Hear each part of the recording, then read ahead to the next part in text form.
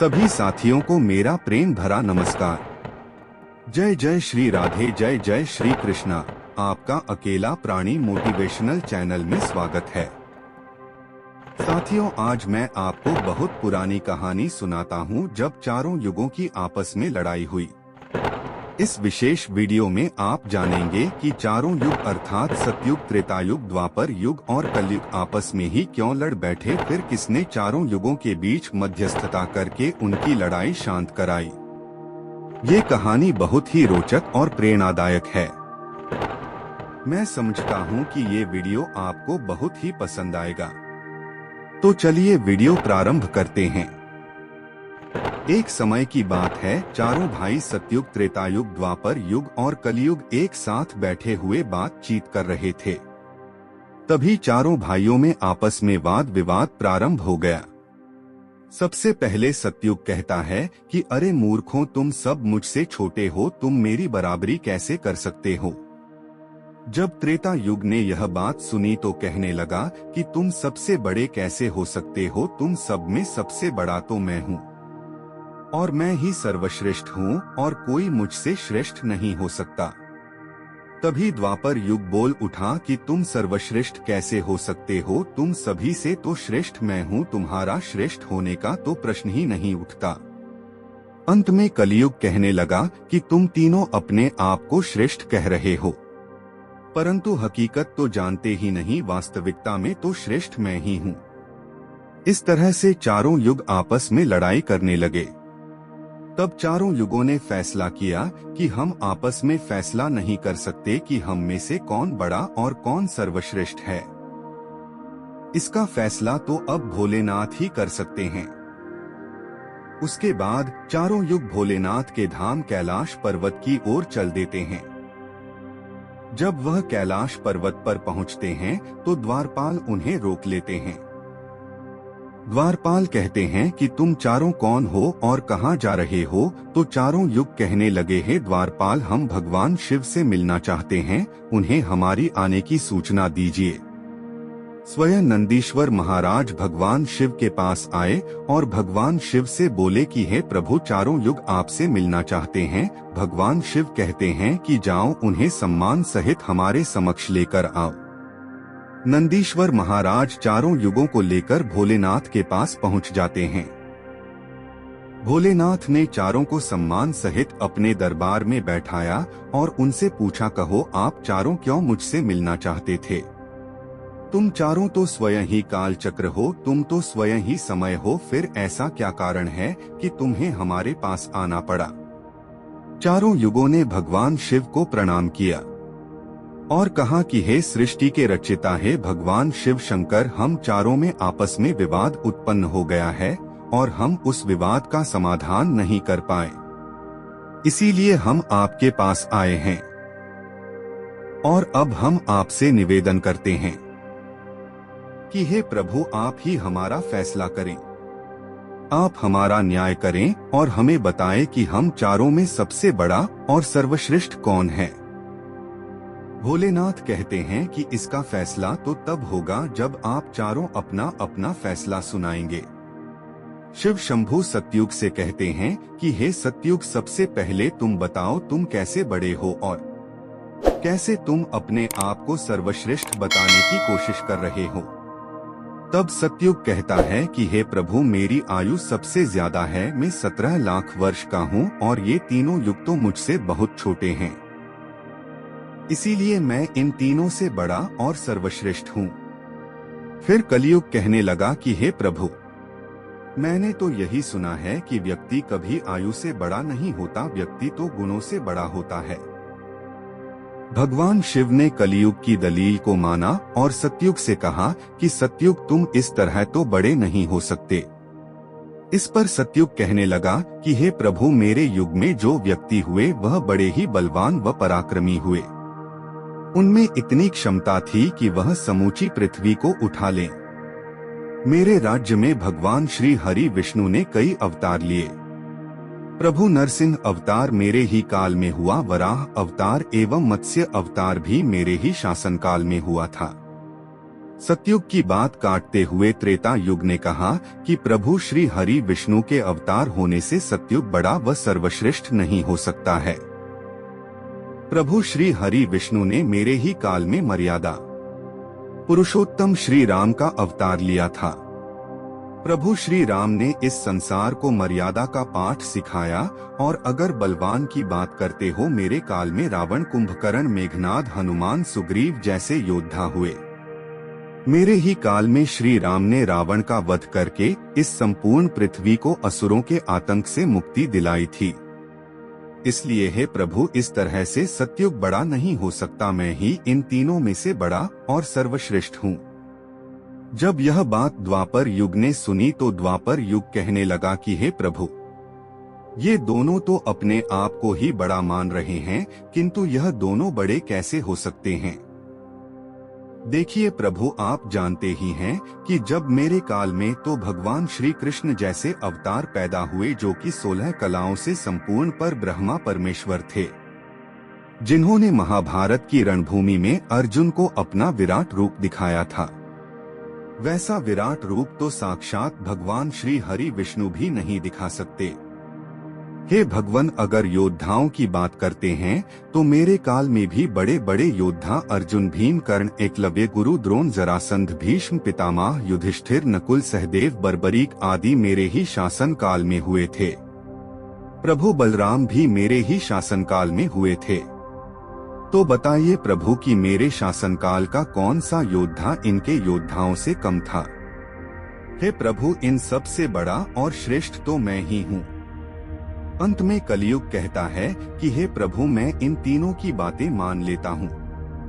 इनके शासनकाल में जो भी योद्धा या जो भी अवतार हुए, उनमें कई कमजोरियां पाई गई थीं, और जिनके शासनकाल में कमजोरी वाले मनुष्य हो, वो सर्वश्रेष्ठ कैसे हो सकता है।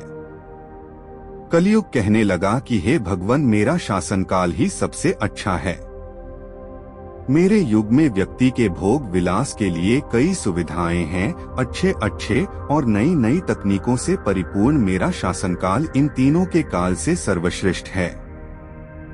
भगवान भोलेनाथ ने चारों युगों की बात सुनकर अपने मन में विचार करने लगे और सोचने लगे कि इनका फैसला कैसे किया जाए। पास में ही बैठी माता पार्वती भोलेनाथ को विचारमग्न देखकर कहती हैं कि हे प्रभु, अगर आप ही का फैसला नहीं कर पाए तो फिर इनका फैसला कौन करेगा। फिर तो ये चारों भाई आपस में ही लड़कर मर जाएंगे। हे महादेव, इसीलिए आप ही इनका फैसला कीजिए। सभी देवताओं ने भी मिलकर भोलेनाथ से प्रार्थना की कि हे भोलेनाथ, आप ही इन चारों का फैसला करें। अगर ये चारों युग आपस में लड़ने लगे तो फिर क्या होगा। सृष्टि का काल चक्र ही रुक जाएगा, समय का प्रवाह रुक जाएगा। हे भोलेनाथ, अब आप ही कुछ कीजिए। भोलेनाथ कहते हैं कि ठीक है, मैं आप सभी की बात मानता हूँ। मैं इन चारों युगों का फैसला करूंगा। भगवान शिव ने चारों युगों से कहा कि मैं तुम चारों की परीक्षा लूंगा और जो परीक्षा में सफल हुआ वही सबसे बड़ा व श्रेष्ठ होगा। सतयुग ने कहा कि हे प्रभु, आप जो चाहे वह परीक्षा ले लीजिए, लेकिन सबसे बड़ा व श्रेष्ठ तो मैं ही रहूंगा। कलयुग ने कहा, हे प्रभु, हम सब भी परीक्षा देने के लिए तैयार हैं। आप जो चाहे वो परीक्षा ले लीजिए। चारों युग परीक्षा देने के लिए तैयार हो जाते हैं। भोलेनाथ ने 1000 टन वजनी एक लोहे की कड़ाही ली और कैलाश पर्वत के नीचे एक तलहटी में रख दिया और कड़ाही के पास में ही हजारों मन चावल का ढेर लगा दिया। फिर भोलेनाथ ने चारों युगों को बुलाया और कहा कि तुम चारों की परीक्षा अभी हो जाएगी। भगवान शिव सतयुग से कहते हैं कि हे सतयुग, यहाँ मेरे 1000 गण बैठे हुए हैं। तुम्हारे सामने ये कड़ाही और चावल रखे हुए हैं और इन चावलों को तुम्हारे युग का ही कोई व्यक्ति बनाएगा और मेरे यहाँ जितने भी गण बैठे हैं वो सब भोजन करेंगे। भगवान शिव सतयुग से कहते हैं कि हे सतयुग, तुम अपने युग का कोई व्यक्ति बुलाओ और उसे भोजन बनाने के लिए भेज दो। हम सभी लोग यहाँ से देख रहे हैं। भगवान शिव की बात सुनकर सत्ययुग ने अपने काल से एक बहुत बलवान व्यक्ति बुलाया और उससे कहा कि जाओ पुत्र, इस कड़ाही में चावल बनाओ और भोजन बनाकर भगवान शिव के इन सभी गणों को भोजन कराओ। अपने महाराज का आदेश सुनकर सत्ययुग का व्यक्ति कैलाश पर्वत से नीचे आता है और वहां आकर देखता है कि वो कड़ाही तो बहुत भारी है, मगर वह तो सत्ययुग के काल का व्यक्ति था, वह बड़ा ही बलवान था। उसने वहीं एक बहुत बड़ी भट्टी खोदी। उसके बाद पेड़ों को तोड़कर कर लाया और उसने अग्नि जलाई। अग्नि जलाने के बाद उसने कड़ाही को एक हाथ से उठाया और उठाकर के भट्टी पर रख दिया और चावल उठाया और कड़ाही में डाल दिया। फिर कड़ाही में पानी डाल दिया और चावल पकाने लगा। जब चावल बन गए तो उस व्यक्ति ने समस्त शिवगणों को बैठाकर प्रेम से भोजन कराया। अपना कार्य पूर्ण करके वह अपने मालिक सत्ययुग के पास आया और कहने लगा कि हे प्रभु, मैंने आपके आदेश का पालन कर दिया है, अब मेरे लिए क्या आदेश है? तब सत्ययुग ने उस व्यक्ति को धन्यवाद दिया और उसे वापस भेज दिया। भगवान ब्रह्मा, विष्णु और समस्त देवता ये सब देख रहे थे। फिर भगवान शिव त्रेता युग से कहते हैं कि हे त्रेता, अब तुम अपने युग के व्यक्ति को बुलाओ और अपने युग के व्यक्ति से चावल बनवाकर मेरे गणों को भोजन करवा। त्रेता युग ने कहा कि ठीक है प्रभु, जैसी आपकी आज्ञा। त्रेता युग ने भी अपने काल से बहुत ही बलवान व्यक्ति बुलाया और उसे भोजन बनाने को कहा। त्रेतायुग के व्यक्ति ने अपने राजा के आदेश का पालन किया और वही सब दोहराया जो सतयुग के व्यक्ति ने किया था। भगवान शिव ने फिर अपनी शक्ति से उस कड़ाही को हटाकर नई कड़ाही को वहां रख दिया और फिर द्वापर युग से कहा कि हे द्वापर, ये दोनों युग अपनी अपनी परीक्षा दे चुके हैं, अब तुम्हारी बारी है। तुम्हें भी अपने काल से कोई व्यक्ति बुलाना है और वही सब करना है जो इन दोनों युगों ने अपने काल के व्यक्ति से करवाया है। द्वापर युग ने भोलेनाथ से कहा, जैसी आपकी आज्ञा प्रभु, मैं अभी अपने काल से किसी व्यक्ति को बुलाता हूँ और मैं आपकी परीक्षा में सफल होने का पूर्ण करने का प्रयास करूँगा। द्वापर युग ने भी अपने काल से एक बलशाली व्यक्ति बुलाया और उससे भोजन बनाने को कहा। द्वापर युग के व्यक्ति ने भी वही सब दोहराया जो सतयुग व त्रेतायुग के व्यक्तियों ने किया था, मगर यहाँ पर फर्क सिर्फ इतना था कि जो कड़ाही थी उसे सतयुग और त्रेतायुग के व्यक्तियों ने एक हाथ से और बड़ी ही आसानी से उठाकर भट्टी पर रख दी थी। उस कड़ाही को उठाने के लिए द्वापर युग के व्यक्ति को दोनों हाथों और संपूर्ण ताकत लगाकर उठानी पड़ी थी। खैर, जैसे तैसे द्वापर युग के व्यक्ति ने भी अपनी परीक्षा पूर्ण कर ली थी। द्वापर युग उस व्यक्ति से बहुत खुश हुआ और कहा, शाबाश, अब तुम जा सकते हो। अंत में कलियुग के नंबर आता है। भोलेनाथ कलियुग से कहते हैं कि हे कलियुग, अब तुम्हारी बारी है। तुम जो कड़ाही देख रहे हो उसका वजन कम नहीं होगा, उसका वजन उतना ही रहेगा। लेकिन अब तुम्हें परीक्षा देनी है। तुम मानने को तैयार ही नहीं थे कि तुम सबसे छोटे हो। तुमने तो ये भी नहीं माना कि तुम्हारे काल में मनुष्य की आयु भी मात्र 100 वर्ष है, जबकि इन तीनों युगों के मनुष्यों की आयु बहुत अधिक होती है। सतयुग के मनुष्य की आयु 1 लाख वर्ष होती थी, त्रेता युग में 10,000 वर्ष होती थी और द्वापर युग में 1,000 वर्ष होती थी और एक कलयुग तुम्हारे शासन में मात्र 100 वर्ष ही है और तुम्हारे काल मनुष्य भी छोटा है। भोलेनाथ की बातें सुनकर कलियुग कहता है कि प्रभु ठीक है, मैं आपकी बात मानता हूँ, लेकिन पहले ही आप मुझे इस तरीके से हताश मत कीजिए। प्रभु, आप तो न्यायाधीश हैं, सबको मौका दिया जा रहा है, तो कृपया मुझे भी एक मौका देने की कृपा करें। हम भी परीक्षा देकर देखेंगे। यदि मुझसे नहीं हो पाया तो मैं मान लूंगा कि मैं सबसे छोटा हूँ। भगवान शिव कहते हैं, ठीक है, तुम भी अपना व्यक्ति बुला लो। फिर भगवान शिव कहते हैं कि क्या तुम्हारे काल का व्यक्ति ये सब कर पाएगा? कलियुग कहता है कि हे प्रभु, आप मेरा तमाशा तो देखिए। ये सुनकर तीनों युग हंसने लगे। भगवान शिव भी कलयुग की बात को सुनकर अचंभित थे। भगवान शिव सोच रहे थे कि क्या कलयुग का व्यक्ति इतनी भारी कड़ाही को उठा पाएगा। कलयुग ने अपने काल से बड़े ही बुद्धिमान व्यक्ति को बुलाया। वह व्यक्ति बहुत ही तीव्र बुद्धि वाला था एवं बहुत ही ज्यादा चालाक व्यक्ति था। सभी गुणों से संपन्न व्यक्ति को कलयुग ने बुलाया था। कलयुग ने उस व्यक्ति से कहा कि पुत्र, तुम्हें अपनी शक्ति दिखानी है, परीक्षा का समय है। यदि तुम इसमें असफल हो गए तो मैं सबसे छोटा हो जाऊंगा। वह व्यक्ति अपने महाराज से कहता है कि महाराज, आप इस कड़ाही की बात करते हैं, ऐसी हजारों कड़ाही भी हमारे सामने हो तो भी कोई परेशानी नहीं है। जब उस व्यक्ति की बात तीनों युगों ने सुनी तो वह हंसने लगे और बोले कि छोटा सा व्यक्ति जिसकी लंबाई मात्र 3 हाथ है, यह क्या करेगा, जबकि हमारे युगों के मनुष्यों की लंबाई तो बहुत हुआ करती थी। यह बात बिल्कुल सत्य है। सतयुग के लोगों की लंबाई 21 हाथ और त्रेता युग के व्यक्ति की लंबाई 14 हाथ और द्वापर युग के व्यक्ति की लंबाई 7 हाथ और कलयुग के व्यक्ति की लंबाई लगभग 3 हाथ ही होती है। सतयुग, त्रेतायुग और द्वापर युग जोर जोर से हंस रहे थे। कलयुग कहता है कि आप बस देखते रहिए कि मेरे काल का व्यक्ति क्या करता है। कलयुग का आदेश पाकर के वह तीव्र बुद्धि वाला व्यक्ति उस तलहटी में आया। तलहटी में आकर उसने देखा कि कड़ाही का वजन तो बहुत ही ज्यादा है, मैं इसे उठा नहीं पाऊंगा। तो उस व्यक्ति ने दिमाग लगाया और उस कड़ाही के नीचे ही मिट्टी खोदना शुरू कर दिया। कड़ाही तो उसने हिलाई भी नहीं और उसके नीचे भट्टी खोदकर तैयार कर दी। लकड़ियों की व्यवस्था करने में भी उसे थोड़ा सा भी समय नहीं लगा, क्योंकि लकड़ियां वहीं रखी हुई थी। उसने उन्हीं लकड़ियों को उठा लिया और उस भट्टी में आग जला दी।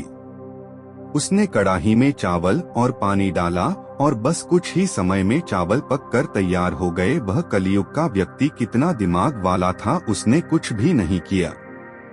जब चावल पक गए तो उस कलयुग के व्यक्ति ने भगवान शिव के गणों को एक कतार में बैठा दिया और उन गणों में से 4 गणों से उसने कहा कि आप मेरा साथ दें और आप इस चावल को आपस में परोस दीजिए।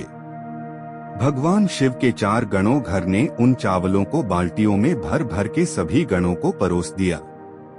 उसके बाद कलयुग के व्यक्ति ने शिव गणों से भोजन प्रारंभ करने का आग्रह करता है और कहता है कि अब आप सब भोजन प्रारंभ कर सकते हैं। भगवान शिव के सभी गण खुशी खुशी भोजन करते हैं। कलयुग के मनुष्य ने शेष बचे हुए उन 4 शिवगणों को भी भोजन कराया। भोजन कराने के बाद उस कड़ाही को साफ किया और कड़ाही को वहीं पर छोड़ दिया। जब उसका काम पूरा हो गया तो वह अपने महाराज कलयुग के पास आया और आकर की कलयुग से कहा कि हे प्रभु, मैंने आपका काम कर दिया है। कलयुग बहुत खुश था, कहने लगा, शाबाश, आपने मेरी लाज रख ली, आपने मेरी परीक्षा पास कर ली। भगवान शिव और तीनों युग ये देखकर अचंभित रह गए। अब कलयुग भोलेनाथ से कहता है कि हे प्रभु, अब आप निर्णय कीजिए कि हम में से कौन बड़ा व श्रेष्ठ है। भगवान शिव मन में विचार करने लगे और उन्होंने बहुत सोच समझकर जवाब दिया कि मैंने तुम चारों की परीक्षा ली। जब सतयुग का व्यक्ति आया तो उसने अपनी ताकत लगाई और ताकत लगाकर कड़ाही को उठाकर अग्नि पर रख दिया और स्वयं ने ही मेरे सभी गणों को चावल परोसा। जब त्रेतायुग की बारी आई तो उस व्यक्ति ने भी बिल्कुल ऐसा ही किया। कड़ाही को उठाया, भट्टी पर रखा, उसमें चावल पानी डाला और उसे पकाया और सबको खिलाया और इसी तरीके से द्वापर युग के व्यक्ति ने भी किया। किंतु आप सबने देखा कि मात्र 3 हाथ का व्यक्ति, इसकी बुद्धि देखिए कितनी विशाल कड़ाही थी जिसे शायद वह हिला भी नहीं सकता था। उसने उस कड़ाही में चावल बना लिए। मेरे इतने गण थे कि अगर वह बाल्टियों से परोसता तो वो शायद परेशान हो जाता। तो देखिए, उसने उनमें से ही 4 गण अपनी सहायता के लिए बुलाए और चारों गणों से ही भोजन परोसवाया और स्वयं बैठा रहा। यह बड़ा ही बुद्धिमान व्यक्ति हुआ। कलयुग तो बड़ा ही बुद्धिमान युग हुआ। भोलेनाथ कहते हैं कि कलयुग बड़ा ही बुद्धिमान व्यक्तियों का युग होगा। कलयुग में नई नई मशीनों का आविष्कार होगा। कलयुग के मनुष्य बहुत ही बुद्धिमान व चालाक होंगे।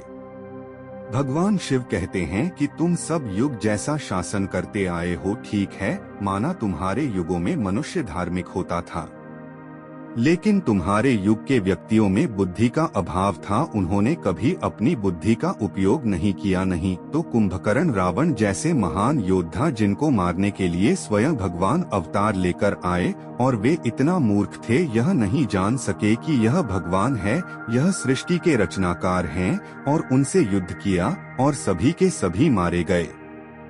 कलयुग के व्यक्ति को देखो आप लोग कितना बुद्धिमान है, और आगे आने वाले कलयुग के राज में इससे भी ज्यादा बुद्धिमान व्यक्ति देखने को मिलेंगे। अब भोलेनाथ ने अपना फैसला सुनाया कि तुम चारों में सबसे बड़ा व श्रेष्ठ कलयुग ही होगा। कलयुग मशीनों का युग होगा। कली अर्थात मशीन और युग अर्थात समय। कलयुग मशीनों का समय होगा। कलयुग में बड़ी बड़ी मशीनों का आविष्कार होगा, जो कि सतयुग, त्रेता युग और द्वापर युग में नहीं हो पाएगा। भोलेनाथ का फैसला सुनकर चारों युग प्रभु को प्रणाम कर अपने अपने काल में लौट जाते हैं। इस प्रकार भोलेनाथ ने चारों युगों का फैसला किया और उनका झगड़ा शांत कराया। भोलेनाथ के अनुसार कलयुग ही सबसे श्रेष्ठ है। मित्रों, आज के वीडियो को यहीं पर विराम देते हैं। अगर आपको ये वीडियो पसंद आया हो, कृपया लाइक अवश्य करें और अपने दोस्तों और रिश्तेदारों को भी शेयर करें, और साथ ही कमेंट बॉक्स में जय श्री राधे, जय श्री कृष्णा, हर हर महादेव भी अवश्य लिख दें। साथियों, अगर आपको वीडियो से कुछ सीखने को मिला हो तो हमारा चैनल लाइक, शेयर व सब्सक्राइब करना न भूलें। आप हमेशा स्वस्थ रहें, खुश रहें व मस्त रहें, यही प्रभु से प्रार्थना है। जय जय श्री राधे, जय जय श्री कृष्णा।